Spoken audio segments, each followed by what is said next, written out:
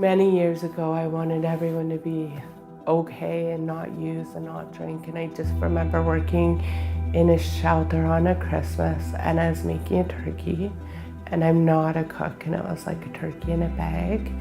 And this woman just came in and told me her life story, and that completely changed me. And I remember thinking, you have every right to do whatever you need to do to cope. I don't need to save people, right? It's not my job to save people, but to honor and respect women where they're at in their life. I don't know if you have any idea what could happen to a woman in one night of being out there. Like, they could be sexually assaulted, they could be physically assaulted, and this could be like almost every night that they're out there.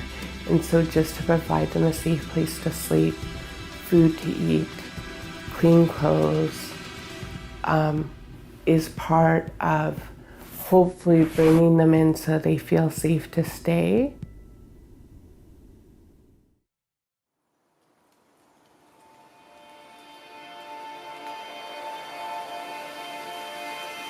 So Maxine Wright is a center, and in our center we have second stage housing, a shelter, a drop-in space, a medical clinic, and a daycare.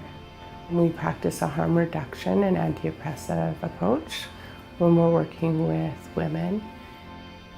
You know, I always said to myself, just one more time, you know, I just want to have fun one more time. So this is second stage housing, and it's safe and affordable housing. Women can live here for up to 2 years. They have to have at least one child under the age of 2. So like, for anybody that is judgmental, I'd say to them that they're blessed. You know, they're blessed to not have to know addiction, to not have to know the hurt and, you know, everything that surrounds it. You know, like, I stayed in my room for days. You know, the whole house knew I was doing dope while I was pregnant, you know, so that came with my own guilt, you know. And every time I picked up that pipe and a lighter, you know, I hated myself. There was this youth worker that always treated me like a person and a human. And I remember she came and got me from there. Most people would be like, I'm not going there.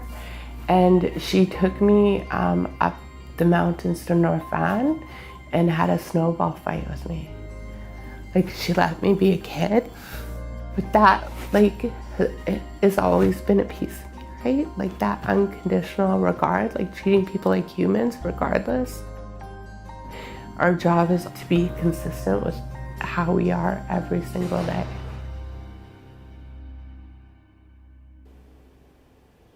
Well, I was born in Vancouver. I'm adopted. So my mom came here from South Africa at a very young age, and I don't think she left the downtown east side. I was her third baby born before she was 21. And then I was adopted, and my parents lived on the island. Then we moved up to the shoe shop, and then we came to Surrey. And that kind of sent my after that. Very different city life than, you know, living up in the mountains where your dad has to check for bears before you can play, you know.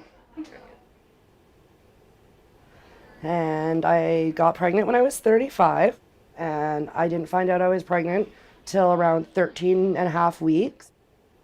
So I was enjoying my life and drinking with my boyfriend, going to live bands, and I quit drinking right away, but what's done is done. But we definitely started seeing problems with Seven when he was about 1.5. This daycare that he's in now is his 5th daycare, and he's only 3. So when I started seeing the behaviors, because I knew that I was drinking a lot, I was like, you know what? I think I need to push for the FASD testing and not just have him tested for your basic ADHD, stuff like that. And he's gone for all his blood work and everything. And then in November, we're doing a mini assessment.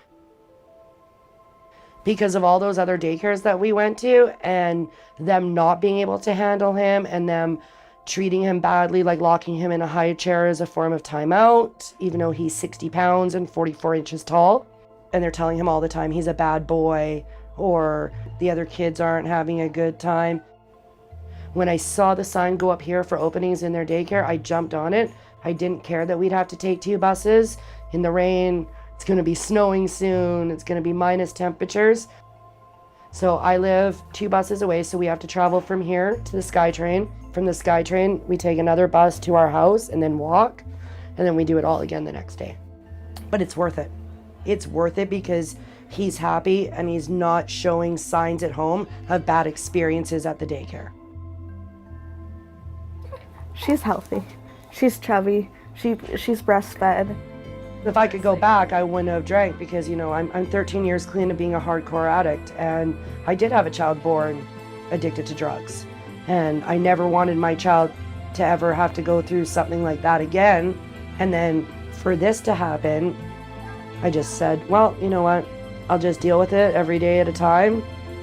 I do not want him to get to kindergarten or grade 1 and hit a roadblock where they're sending him to the quiet office room, or he has to go home at recess every day, because he's not going to get an education like that.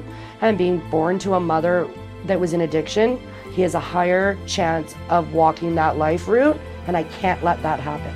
I will continue to advocate and push till he gets the proper tools to better his life, so he can learn to deal with those frustrations and those big feelings that he has, so that he can take that and have a successful life.